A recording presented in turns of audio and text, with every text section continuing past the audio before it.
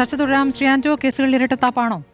അല്ല, AI നിർമ്മിതമായ ഫോട്ടോകളൊക്കെ ഏത് രീതിയിലും പ്രചരിപ്പിക്കാം എന്നുള്ളൊരു നില വരുത്തുന്നത് നല്ലതാണോ എന്നുള്ള കാര്യത്തിൽ എനിക്ക് സംശയമുണ്ട്. അങ്ങനെ വേണം എന്നുള്ളതില്ല. കേരളത്തിലെ ചില ഓൺലൈൻ മാധ്യമങ്ങളൊക്കെ വർഷങ്ങളായിട്ടിരുന്നിട്ട് ആരെക്കുറിച്ചും എന്ത് വേണമെങ്കിലും പറയാം, എന്ത് വേണമെങ്കിലും പറഞ്ഞോളൂ, 100, 125, 150 കേസുണ്ട്, എനിക്കൊരു ചുക്കുമില്ല എന്ന് പറയുന്ന സംവിധാനത്തെ പ്രോത്സാഹിപ്പിച്ച് വിട്ടത് ഈ സർക്കാർ തന്നെയാണ്. അതുകൊണ്ടാണ് ആർക്കും പേടിയില്ലാതായത്. ഇപ്പോൾ കേസ് പറഞ്ഞാലും പേടിയില്ല, AI പറഞ്ഞാലും പേടിയില്ല, ആരെ വേണമെങ്കിലും എന്ത് വേണമെങ്കിലും പറയാം, ഒരു പേടിയില്ല.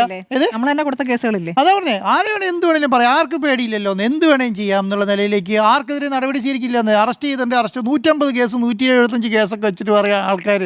എന്താ പറയുക, 175 കേസായിട്ട് എന്നെ ഒരു ചുക്കും കാണിക്കാൻ പറ്റില്ല. 4-5 വാറണ്ടായ കേസുകൾ നിൽക്കുന്നു, FIR ഇട്ടിട്ട് ജാമ്യം എടുക്കാത്ത കേസുകൾ നിൽക്കുന്നു. പല യൂട്യൂബർമാരുടെ അവസ്ഥ ഇതാണ് കേരളത്തിൽ. എന്ത് വേണമെങ്കിലും പറയാം, സർക്കാരിനെതിരെ പറയാം, മുഖ്യമന്ത്രിക്കെതിരെ പറയാം, മുഖ്യമന്ത്രി ഫാമിലിക്കെതിരെ പറയാം, നാട്ടുകാരെ മുഴുവനെതിരെ പറയാം. ഒരാളും ഒരു നടപടി സ്വീകരിച്ചിട്ടില്ല. അപ്പോൾ പിന്നെ ഈ കേസിന് എന്ത് നടപടി സ്വീകരിച്ചാൽ, ഇതിന് നടപടി സ്വീകരിച്ചാൽ ആൾക്കാർ പുച്ഛത്തോടു കൂടിയേ കാണുള്ളൂ. അത് സത്യമാണ്. അതിനെക്കുറിച്ച് വെറുതെ ന്യായീകരിച്ച് നാണം കെടാമോ എന്നുള്ളതിനേക്കാൾ അപ്പുറം ഒന്നും ഉണ്ടെന്ന് ഞാൻ വിചാരിക്കുന്നില്ല. പക്ഷേ കേരളത്തിലെ ഒരു മുഖ്യമന്ത്രിക്കെതിരെ എന്ത് വിളിച്ചു പറയാം എന്നുള്ളൊരു ശൈലി ഉണ്ടാകും. കേരളത്തിലെ മുഖ്യമന്ത്രി ഇപ്പോൾ CPM കാരനായാലും കോൺഗ്രസ്സുകാരനായാലും BJP കാരനായാലും ആരെങ്കിലും ആട്ടെ, പക്ഷേ അദ്ദേഹത്തിൻ്റെ ഒരു ചിത്രം മോർഫ് ചെയ്തിടുക എന്ന് പറയുന്നത് മാന്യതയുണ്ടോ?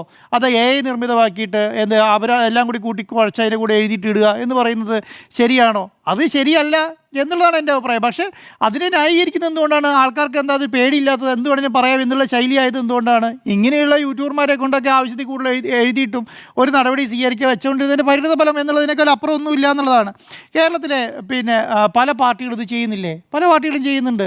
ആ പല പാർട്ടികളും ചെയ്യുന്നില്ല, ഇത് എല്ലാവരും ചെയ്യുന്നുണ്ട്. അതിനൊന്നും ഇപ്പം ഞാൻ പറയുന്നത് ചില പോലീസ് ഉദ്യോഗസ്ഥന്മാർക്ക് ഇത് എന്ത് വേണമെങ്കിലും ചെയ്യാം എന്നുള്ള നിലയിലേക്ക് ആയിട്ടുണ്ട് ഇപ്പോൾ എന്നുള്ളതാണ്. രാവിലെ ചെന്ന് ആൾക്കാരെ വീട്ടിൽ നിന്ന് കൂട്ടിക്കൊണ്ട് വരിക, സ്റ്റേഷനിൽ കൊണ്ടുപോകുക, വഴിക്ക് ഹോസ്പിറ്റലിൽ കൊണ്ടുപോകുക, കാണിക്കുക, പത്രമാധ്യമങ്ങൾക്ക് മുഴുവൻ സർക്കാരിനെതിരെ മുഖ്യമന്ത്രിക്കെതിരെയുള്ളത് മുഴുവൻ പറയിപ്പിക്കാനുള്ള അവസരം ഉണ്ടാക്കി കൊടുക്കുക. അവസരം ഉണ്ടാക്കി കൊടുത്തിട്ട് ഉച്ചയാകുമ്പോഴത്തേക്കും പറഞ്ഞ് വീട്ടിൽ വിടുക. അതിന് മുൻപിൽ ഘോഷയാത്ര, നാമഘോഷയാത്രയല്ല, അയ്യപ്പനെ പോറ്റിയെ കയറ്റി എന്ന് പാട്ട് പാടാനുള്ള സംവിധാനം ഉണ്ടാക്കി കൊടുക്കുക. ഇതൊക്കെ എന്താണെന്ന് നടക്കുന്നത്? ഞാൻ പറയുന്നത് എന്താ അറിയോ, കോൺഗ്രസിനെ സംബന്ധിച്ചിടത്തോളം കോൺഗ്രസിന് ഇപ്പോൾ അധികാരം തദ്ദേശ സ്വയംഭരണ സ്ഥാപനങ്ങൾക്കുള്ള ഇലക്ഷനിൽ മുന്നോട്ട് പോകാനുള്ള സാഹചര്യം കിട്ടിയിട്ടുണ്ട്, സീറ്റുകൾ കൂടിയിട്ടുണ്ട്, പഞ്ചായത്തുകൾ കൂടുതൽ കിട്ടിയിട്ടുണ്ട് എന്നുള്ളത് കൊണ്ട് അവർക്ക് കുറച്ച് എഡ്ജ് കൂടുതൽ ഇപ്പോൾ ഉണ്ട്. അത് മനസ്സിലാക്കേണ്ട പാർട്ടിയാരാ? അത് CPM. അത് ഉൾക്കൊണ്ടുകൊണ്ട് ഒരു പ്ലാനോടുകൂടി മുന്നോട്ട് പോവുകയാണ് CPM ചെയ്യേണ്ടത്. പക്ഷേ അങ്ങനെ ഒരു പ്ലാൻ ഇതുവരെ ഉണ്ടെന്ന് എനിക്ക് തോന്നിയിട്ടില്ല. കാരണം നമ്മൾ ഇത്രയും നാളത്തെ ഈ ഇലക്ഷൻ കഴിഞ്ഞിട്ട് ഇപ്പം എത്ര ദിവസമായി? ഏകദേശം 2 ആഴ്ചയ്ക്ക് മേലെയായില്ലേ? ഈ 2 ആഴ്ചയ്ക്ക് മേലെയായിട്ട് ഒരു CPMൻ്റെ പ്ലാൻ എന്താണെന്ന് എന്തെങ്കിലും മനസ്സിലാവുന്നുണ്ടോ? LDFൻ്റെ പ്ലാൻ എന്തെങ്കിലും ആർക്കെങ്കിലും മനസ്സിലായോ? ഒരു പ്ലാനും മനസ്സിലായിട്ടില്ല. അതുകൊണ്ടാണ് അണികൾക്കൊന്നും പറയാൻ പറ്റാത്തതെന്ന്. കാരണം തോറ്റു സാധിക്കില്ല. അണികൾക്ക് എന്തുകൊണ്ട് പറയാൻ കഴിയുന്നില്ല? കാരണം CPM എല്ലാ കാലത്തും അങ്ങനെ തന്നെയാണ്. എല്ലാ കാലത്തും താഴെ തട്ടിൽ പോയി അവരുടെ ആൾക്കാരോട് ചോദിച്ചു മനസ്സിലാക്കി എന്തുകൊണ്ട് തോറ്റു, എന്താണ് അതിൻ്റെ വരും വരായികൾ. അതൊക്കെ കഴിഞ്ഞ് സംസ്ഥാന സെക്രട്ടേറിയറ്റ് കൂടി ഔദ്യോഗികമായി പ്രഖ്യാപിക്കുമ്പോഴേ അത് പ്ലാൻ വരുള്ളൂ. ആ പ്ലാൻ വരുന്നതിന് മുൻപ് കുറച്ച് മുൻപിൽ കയറി കോൺഗ്രസ് അടിക്കുന്നതാണ് ഞാൻ കണ്ടോണ്ട്. ഇപ്പോൾ ഇന്നത്തെ അവസ്ഥ എന്താണ്? ഇന്നത്തെ അവസ്ഥ പല മണ്ഡലങ്ങളിലും കോൺഗ്രസ് BJP ധാരണയാണ്. പല പഞ്ചായത്തുകളും ഭരിക്കാൻ തീരുമാനിക്കുന്നു. നേരെ കോൺഗ്രസിൻ്റെ 8 പഞ്ചായത്ത് മെമ്പർ ഒറ്റയടിക്ക് BJPയിലേക്ക് പോകുന്നു. നമ്മൾ കണ്ടുകൊണ്ടിരിക്കുന്നില്ല.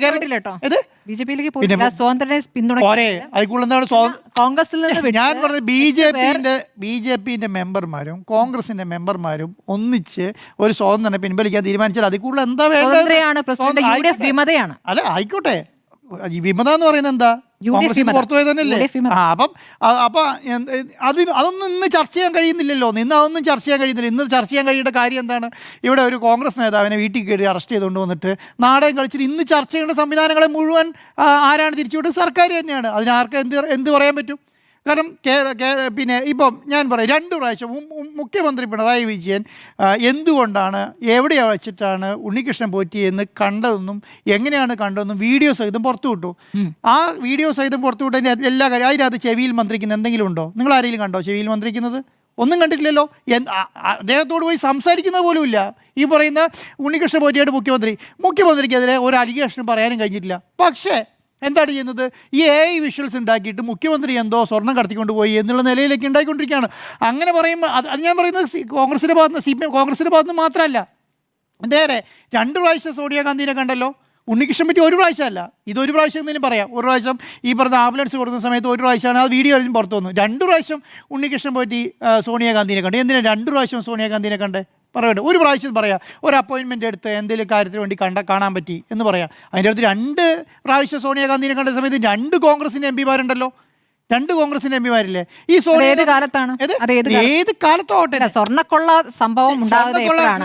2019 കേസുകളാണ്. 2019 ശേഷമാണെന്നല്ല തെളിവ് വന്നോ? ആരോപണം ആരാ പറഞ്ഞേ?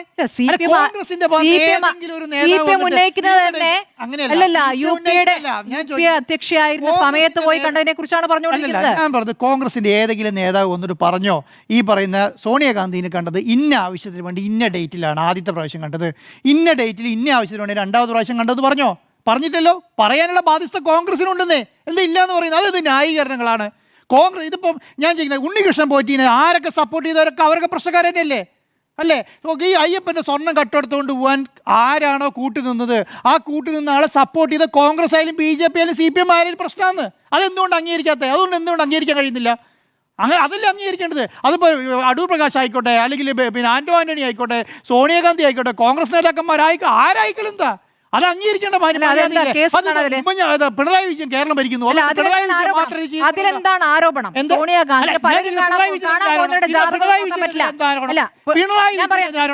പിണറായി വിജയന്റെ ആരോപണം എന്താണെന്ന് വെച്ചാൽ മുഖ്യമന്ത്രിയുടെ ഓഫീസിലെ വീഡിയോ ഫുൾ എടുത്തല്ലോ. അതാണ് പറയുന്നത്. പിണറായി വിജയനും ഉണ്ണികൃഷ്ണൻ പോറ്റിയും തമ്മിൽ ബന്ധമുണ്ട് എന്നുള്ളതല്ല. മുഖ്യമന്ത്രി ആ പരിപാടിയിൽ പങ്കെടുത്ത ഒരൊറ്റ ആംബുലൻസിന്റെ കാര്യത്തിൽ, അതാണെന്ന് ഷിബു ബേബി ജോൺ ചൂണ്ടിക്കാണിച്ചു. ഒരൊറ്റ ആംബുലൻസ് കൊടുക്കുന്ന ചടങ്ങിൽ മുഖ്യമന്ത്രി തന്നെ അതിൽ പങ്കെടുക്കുന്ന രൂപത്തിലേക്ക് അത് എവിടെ നിന്നാണ് അങ്ങനെ ഒരു സമ്മർദ്ദം വന്നത്?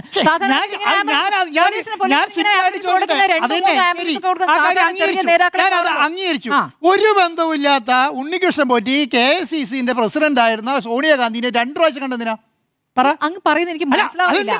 2, 3, 4 പ്രാവശ്യം അധികാരമുള്ള ഒരാൾക്ക് ഇന്ത്യയിലെ ഏകദേശം 4-5 സംസ്ഥാനം ഭരിക്കുന്ന പാർട്ടിയുടെ ഏറ്റവും മുതിർന്ന നേതാവിനെ 2 പ്രാവശ്യം ഈ ഉണ്ണികൃഷ്ണൻ പോറ്റി കണ്ടതെന്തിനാന്ന് പറഞ്ഞുതരട്ടെ. കർണാടക ഭരിക്കുന്ന അദ്ദേഹമല്ലേ? ശബരിമല ഇല്ല, അത് പറയട്ടെ. ശബരിമലയിലെ ഒരു പ്രധാനിയാണ് ഇയാൾ. ശബരിമലയിൽ ഒരു പ്രധാനപ്പെട്ട പോറ്റി വന്നിരിക്കുന്നു പറഞ്ഞാൽ ഏത് നേതാക്കളും കാണും. അതായിരുന്നു അയാളുടെ ഇമേജ്. അല്ല, കേസ് വരുന്നവരെയും അയാളുടെ ഇമേജ് അതായിരുന്നു. കേസ് വരുന്നവരെയും അയാളുടെ ഇമേജ് അങ്ങനെയാണ്. അതെന്താ നിങ്ങൾ ഈ ബാക്കിയുള്ള നേതാക്കന്മാരുടെ കാര്യത്തിൽ സംഭവിക്കാത്ത? 2019 മുതലുള്ള കേസ് ഇവിടെ വരുമ്പോൾ ഇവിടുത്തെ ഇന്റലിജൻസ് സംവിധാനം എങ്ങനെയാണ് പ്രവർത്തിക്കുന്നത്? ഇന്റലിജൻസ് സംവിധാനം ഒന്നും അറിയില്ലേ?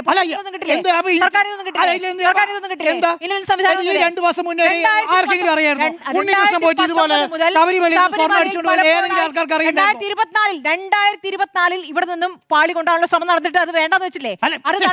ഉണ്ണികൃഷ്ണൻ പോറ്റിയാണെന്ന് ആരാ പറഞ്ഞത്? ഞാൻ പറയുന്നത് ശബരിമലയുമായി ഒരു മിനിറ്റ്, ഞാൻ പറയുന്നത് അറിയോ? കോൺഗ്രസിന്റെ ഭാഗത്തുനിന്ന് ആരും സോണിയാഗാന്ധി പിന്നെന്താണ് ഉണ്ണികൃഷ്ണൻ പോറ്റി ശബരിമലയിൽ സ്വർണം കടത്താൻ വേണ്ടി കൂട്ടുനിന്നു പറയുന്നില്ല. ആരെങ്കിലും പറഞ്ഞിട്ടില്ലല്ലോ. എന്തുകൊണ്ട് ഉണ്ണികൃഷ്ണൻ പോറ്റി എന്തിനു വേണ്ടിയിട്ട് ഈ പറയുന്ന സോണിയാഗാന്ധിനെ കണ്ടു? 2 എംപിമാരുടെ നേതൃത്വത്തിൽ സോണിയാഗാന്ധിനെ കണ്ടെന്നുള്ളതിന് മറുപടി പറഞ്ഞാൽ മതി. അതോടുകൂടി അവസാനിച്ചു. പിണറായി വിജയൻ വന്ന് പറഞ്ഞല്ലോ ഞാൻ എന്തിനാണ് കണ്ടത്, ഞാൻ കണ്ട വിഷ്വൽ മാത്രം, ചെവി പിടിക്കുന്ന വിഷ്വല്, സംസാരിക്കുന്ന വിഷ്വല്, സ്വകാര്യം പറയുന്ന വിഷ്വല്, കെട്ടിപ്പിടിച്ച് ചിരിക്കുന്ന വിഷ്വല്, ഇതൊക്കെ ഉണ്ടാക്കി വിടുമ്പോൾ ഇത് സത്യാവസ്ഥ. ഒരു മിനിറ്റ്, ഇതൊക്കെ സത്യാവസ്ഥ എന്താണെന്നുള്ള കാര്യം യഥാർത്ഥ വിഷ്വൽ പുറത്തേക്ക് വിട്ടല്ലോ. അതോടുകൂടി ഇങ്ങനെ അവസാനിക്കണ്ടേ? ഞാൻ പറഞ്ഞു അത് ഇത് പിണറായി വിജയൻ പറഞ്ഞ പോലെ എന്തുകൊണ്ട് കോൺഗ്രസ് പറയുന്നില്ല എന്ന് ചോദിക്കണേ. കോൺഗ്രസ് ജയിലിൽ കിടക്കുന്ന ആരാണ്? ആയിക്കോട്ടെ, ഞാൻ പറയും ജയിലിൽ കിടക്കുന്ന ആരായാലും ഭരിക്കുന്നത് ആരായാലും ഈ പറയുന്ന ഒരാൾ കൊല്ലാൻ തീരുമാനിച്ചു, കൂടെ നിന്ന് സംവിധാനം കൊടുക്കുന്നവൻ പാർട്ടിക്കാരാണോ നോക്കിയിട്ടല്ലല്ലോ ചെയ്യുക, കൂടെ നിൽക്കുന്നവനെ ശിക്ഷിക്കുക. ഈ ഉണ്ണികൃഷ്ണൻ പോറ്റിനെ ആരാണോ ശബരിമലയിൽ നിന്ന് സ്വർണം കടത്താൻ കൂട്ടുന്നത് ആരാന്ന് പുറത്തു വരട്ടെ. ഇതിനൊക്കെ ഉത്തരം പറയാൻ പറ്റുമായിരുന്നു, ഇതിനൊക്കെ തിരിച്ചാരോപണം പറയാൻ പറ്റില്ലായിരുന്നു.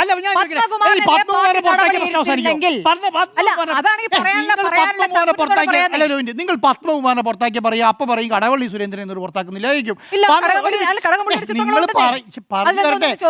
പറയുന്ന പത്മകുമാറിനെ പുറത്താക്കിയിട്ടുണ്ടെങ്കിൽ ഉണ്ണികൃഷ്ണൻ പോറ്റി ശബരിമലയിൽ നിന്ന് അടിച്ചുകൊണ്ട് പോയ സ്വർണ്ണത്തിന് മുഴുവൻ പ്രശ്നം തീരുമോ? തീരില്ലല്ലോ. അത് അന്വേഷിക്കുന്ന SIT അല്ലേ? SIT അന്വേഷണം ഇപ്പോൾ എവിടെയാണ് പോയി നിൽക്കുന്നത്? ഇതാ ഡിമണിയിൽ പോയി നിൽക്കുകയാണ് കർണാടകയിൽ. ഡിമണി ആർക്കൊക്കെ വേണ്ടിയിട്ടാണ് കേരളത്തിലേക്ക് വന്നതെന്ന് അധികം ദിവസം പുറത്തു വരുമായിരിക്കും. അപ്പൊ മനസ്സിലാവുമല്ലോ, അപ്പൊ മനസ്സിലാവും. അധികം ബുദ്ധിമുട്ടൊന്നും ഈ തിരുവനന്തപുരം വഴി പത്തനംതിട്ട വഴി വരുമ്പോൾ ചിലപ്പോൾ തീരുമാനമായിക്കൂടായില്ല. പക്ഷെ എന്താണ് അതിന് മുന്നേ ആരും ബഹളി കൂട്ടുണ്ടാവുന്നത്? എന്തിനാണ് ബഹളി കൂട്ടുന്നത്? ആ കൂടെയുള്ളവരൊക്കെ ചിലപ്പോൾ ഈ ഡൽഹി വഴി പോയിട്ടുണ്ടോ എന്ന് സംശയമുണ്ട്. പല സംസ്ഥാന വഴി പോയിട്ടുണ്ടോ സംശയമുണ്ട്. പത്തനംതിട്ട വഴി വന്ന കേസിൽ ആദ്യം അല്ല അതായത് പറയുന്നത് അല്ല ഈ എന്താണ് പിന്നെ പഞ്ചലോഹ വിഗ്രഹം 5 എണ്ണം കൊണ്ടുപോയി 4 എണ്ണം കൊണ്ടുപോയി 500 കോടിന്റെ ആസ്തി എന്നൊക്കെ പറഞ്ഞിട്ട് വരുന്നുണ്ടല്ലോ. അതൊക്കെ എതിലെയാ വന്നതെന്ന് വരുമല്ലോ, അന്വേഷിക്കട്ടെ. അതാ പറയുന്നത് രമേശ് ചെന്നിത്തല മൊഴി കൊടുത്തോണ്ടായിരുന്നു തന്നെയാ പറഞ്ഞത്. അത് അന്വേഷിച്ച് പുറത്തു വരട്ടെ.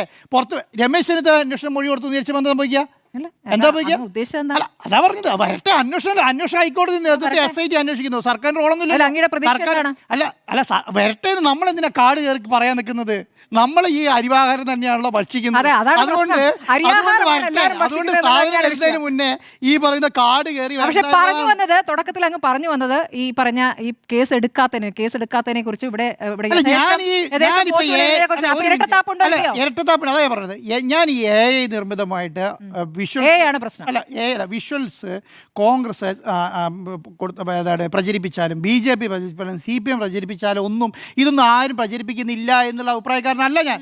പക്ഷേ ഒരു കാര്യം എന്താണ് കേരളത്തിലെ അത് ഞാൻ സർക്കാരിനെതിരാണ് പറഞ്ഞത്. ഞാൻ സർക്കാരിനെതിരായിട്ട് പറയാനല്ലോ. ഞാൻ പറഞ്ഞത് കേരളത്തിലെ ഓൺലൈൻകാരെ മുഴുവൻ 150-125 കേസ് ഉണ്ടായിട്ട് ഞാനിതോടെ വലിയ രാജാവാണ്, എന്നെ ഒരു ചുക്ക് കാണിക്കാൻ പറ്റിയിട്ടില്ല. മുഖ്യമന്ത്രിക്ക് വേണമെതിരെ എന്ത് വേണമെങ്കിൽ പറയാം, മന്ത്രിമാർക്കെതിരെ എന്ത് വേണം പറയാം, പ്രതിപക്ഷ നേതാവിനെതിരെ എന്തിനു പറയാം.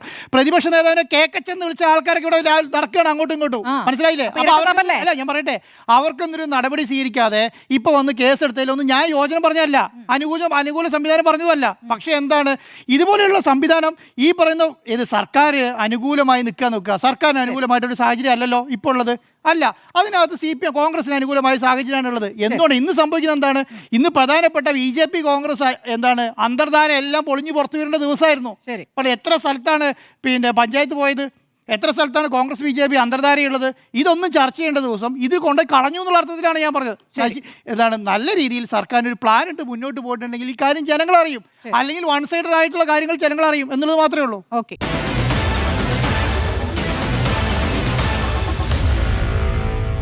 Meet the editors.